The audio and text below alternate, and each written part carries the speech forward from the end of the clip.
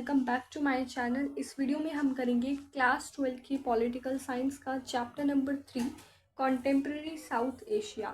Last video में हमने नेपाल के बारे में पढ़ा था, monarchy and democracy in Nepal.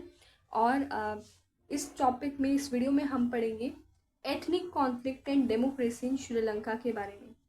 यानी कि हम इसमें श्रीलंका के बारे में पढ़ने वाले हैं कि किस तरीके से श्रीलंका में एथनिक कॉन्फ्लिक्ट हुआ और कैसे वहाँ पर डेमोक्रेसी आती है।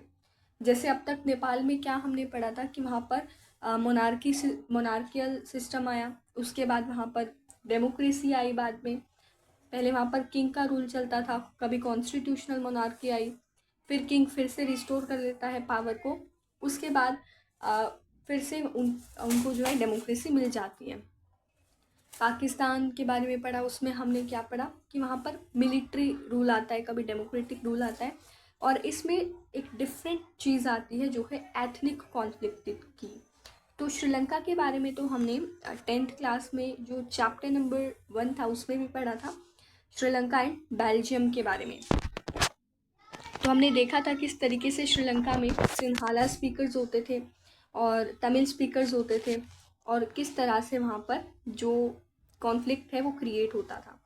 तो सबसे पहले देखते हैं कि वहाँ पर ना दो एथनिक ग्रुप्स थे, एक तो सिंहालास थे और जो सिंहालास थे वो मेजॉरिटी में थे, सिंहालास की मेजॉरिटी थी। और सिंहालास जो थे वो ये चाहते थे कि सिर्फ इन्हीं का रूल चले और इन्हीं के पास पावर हो। दूसरा जो ग्रुप था वो था तमिल का, तमिल स्पीकर्स जो तमिल लैंग्वेज बोलते थे। ठीक है, ये सिंहाला लैंग्वेज बोलते थे जो सिंहालास थे, और तमिल्स जो थे वो तमिल लैंग्वेज बोलते थे। अब जो तमिल्स थे वो दो तरीके के थे, एक तो थे श्रीलंकन तमिल्स और दूसरे थे इंडियन तमिल्स। इंडियन तमिल कौन से तमिल थे? जो कि जो पहले के जो एंसेस्टर्स थे वो यहाँ पर माइग्रेट होकर आए थे श्रीलंका में, इंडिया से श्रीलंका में जो माइग्रेट होकर आए थे वो वाले हो गए हमारे इंडियन तमिल्स।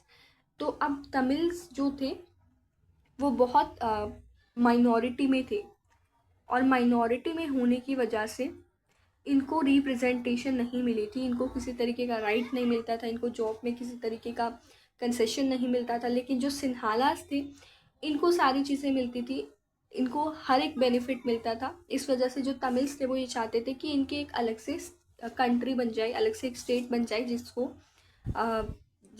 जिसको एक अलग से नाम भी दिया गया है, तमिल एलम। तो ये वो चाहते थे बन जाए, और इस तरीके से यहाँ पर कॉन्फ्लिक्ट जो है वो क्रिएट हो जाता है जो कि सिविल वॉर में कन्वर्ट हो जाता है। और सिविल वॉर की वजह से यहाँ पर बहुत ज़्यादा क्या हो जाता है, डिस्ट्रक्शन भी हो जाता है।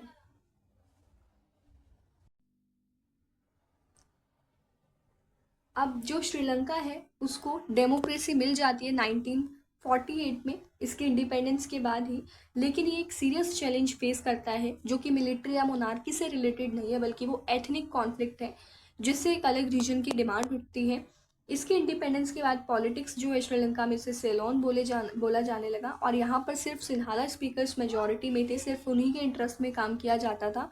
जो तमिल्स हैं उनको नेग्लेक्ट किया जाता था, वो जो है तमिल्स को किसी तरीके का कंसेशन नहीं देते थे जो कि माइग्रेट हुए थे इंडिया से श्रीलंका। तो जो माइग्रेशन था इंडिपेंडेंस के बाद भी कंटिन्यू रहा, और सिंहाला नेशनलिस्ट ये सोचने लगे कि जो श्रीलंका है उसे तमिल्स को कंसेशंस नहीं देने चाहिए, क्योंकि ये जो श्रीलंका है वो सिर्फ तमिल्स के सिंहाला स्पीकर्स के लिए बिलोंग करता है जो श्रीलंका है। और इस तरीके से तमिल्स के कंसर्न्स को नेग्लेक्ट किया जा रहा था, और ये मिलिटेंट तमिल नेशनलिज्म में चेंज हो जाता है 1983 के ऑनवर्ड्स। यानी कि 1983 के बाद से क्या होता है, एक मिलिटेंट ऑर्गेनाइजेशन बनाई जाती है जिसका क्या नाम रखा गया, liberation tigers of Tamil Eelam, यानी कि LTT की फॉर्मेशन होती है ताकि जो श्रीलंका की आर्मी है उसके साथ फाइट की जा सके। और ये एक सेपरेट तमिल एलम यानी कि एक सेपरेट कंट्री की डिमांड उठा रहे थे तमिल्स के लिए श्रीलंका में। और LTT जो है वो नॉर्थ ईस्टर्न पार्ट को ही कंट्रोल करती है श्रीलंका के। श्रीलंकन प्रॉब्लम, जो श्रीलंका की प्रॉब्लम है उसमें इंडियन ओरिजिन के भी लोग इन्वॉल्व होते हैं, और यहाँ पर एक प्रेशर भी था जो इंडिया में जो तमिल लोग हैं उनकी तरफ से एक प्रेशर था इंडियन गवर्नमेंट को, जो तमिल्स हैं उनके, श्रीलंका में जो तमिल्स हैं उनके इंटरेस्ट को प्रोटेक्ट करना चाहिए। इंडिया की जो गवर्नमेंट है उसने टाइम टू टाइम ट्राई भी किया है श्रीलंका की जो गवर्नमेंट है उसके साथ डिस्कशन वगैरह नेगोशिएट करने में तमिल क्वेश्चन पर। लेकिन 1987 में जो गवर्नमेंट है इंडिया की for the first time got directly involve, तो पहली बार ऐसा होता है कि वो श्रीलंका का जो तमिल लोगों के ऊपर जो क्वेश्चन था उसमें वो डायरेक्टली इन्वॉल्व हो जाते हैं, यानी कि जो एथनिक कॉन्फ्लिक्ट चल रहा था उसमें डायरेक्टली इन्वॉल्व हो जाते हैं। और इंडिया जो है वो एक ट्रीटी वगैरह साइन करते हैं श्रीलंका के साथ, और अपने जो ट्रुप्स हैं, अपनी जो सेना है वो भेज देती है श्रीलंका में, ताकि जो श्रीलंकन गवर्नमेंट है और जो तमिल्स हैं उनके बीच में जो रिलेशंस है वो उसको स्टेबलाइज किया जा सके। इसलिए फिर क्या होता है, जो इंडियन आर्मी है वो उसकी एलटीटी के साथ फाइट हो जाती है, और जो इंडियन ट्रुप्स की प्रेजेंस है वो श्रीलंका के जो लोग हैं उनको पसंद नहीं आ रही थी कि इंडिया के लोग यहाँ पर इन्वॉल्व हो रहे हैं, इंडियन गवर्नमेंट इन्वॉल्व हो रही है। तो वो इसको देख रहे थे कि इंडिया जो है वो इंटरफेयर कर रही है श्रीलंका के इंटरनल अफेयर्स में। तो 1989 में इंडियन पीस कीपिंग फोर्स जो है उसको श्रीलंका से बाहर फेंक दिया जाता है। और ये जो पीस कीपिंग फोर्स थी, इंडियन पीस कीपिंग फोर्स, इसने अपना जो ऑब्जेक्टिव था, जो श्रीलंका और जो गवर्नमेंट है वहाँ की, श्रीलंकन तमिल्स और गवर्नमेंट के बीच में जो रिलेशन स्टेबलाइज करने थे, वो जो ऑब्जेक्टिव है वो भी पूरा नहीं हुआ था। और ये जो IPKF है इसे श्रीलंका से बाहर निकाल दिया गया। Sri Lankan crisis continue to be violent, Sri Lanka के जो क्राइसिस थे वो बहुत ज़्यादा वायलेंट होने लगे।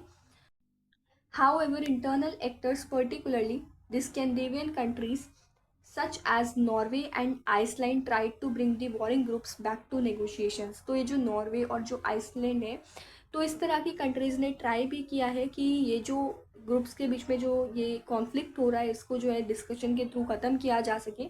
फाइनली आर्म्ड कॉन्फ्लिक्ट होता है जो कि ख़त्म हो जाता है एज LTT वॉज वैंक्विश्ड इन 2009। तो 2009 में LTT को एबोलिश कर दिया जाता है और ये कॉन्फ्लिक्ट ख़त्म हो जाता है। अब इतना सारा कॉन्फ्लिक्ट जो है यहाँ पर चल रहा था, उसके अलावा यहाँ पर क्या था, इकोनॉमिक ग्रोथ तो बढ़ ही रही थी यहाँ की, ह्यूमन डेवलपमेंट भी हाई लेवल पर हो रही थी। श्रीलंका पहली डेवलपिंग कंट्रीज़ में आती है जिसने अपनी ग्रोथ ऑफ पॉपुलेशन जो है उसको कंट्रोल कर लिया था। ये फर्स्ट कंट्री है जिसने इकोनॉमी को लिबरलाइज किया, प्राइवेटाइजेशन किया, and it has highest per capita domestic product, और इसकी जो GDP है वो बहुत हाईएस्ट है। काफ़ी सालों से सिविल वॉर चल रही थी उसके बाद से भी यहाँ पर जो GDP हाई रही है, despite the ravages of internal conflict के अलावा भी इसने डेमोक्रेटिक पॉलिटिकल सिस्टम जो है उसको मेंटेन करके रखा है। ठीक है, तो श्रीलंका के बारे में हमने क्या पढ़ा कि यहाँ पर जो तमिल स्पीकर्स थे और जो सिन्हाला स्पीकर्स थे उनके बीच में कॉन्फ्लिक्ट चल रहा था। फिर जो तमिल्स हैं उन्होंने अपनी सेपरेट स्टेट जो है उसकी डिमांड की, liberation tigers of Tamil Eelam बनाई। अब यहाँ पर इंडिया की भी इन्वॉल्वमेंट आ जाती है कि इंडिया जो है वो भी इन्वॉल्व होने लग जाती है श्रीलंका के ये कॉन्फ्लिक्ट में, और जो LTT है उसके साथ आर्मी की लड़ाई हो जाती है। जो इंडियन पीस कीपिंग फोर्स थी उसे श्रीलंका से इंडिया भेज दिया जाता है वापस, और जो श्रीलंकन क्राइसिस थे वो बहुत ज़्यादा वायलेंट होने लगे। लेकिन फाइनली जो LTT है उसको एबोलिश कर दिया जाता है 2009 में।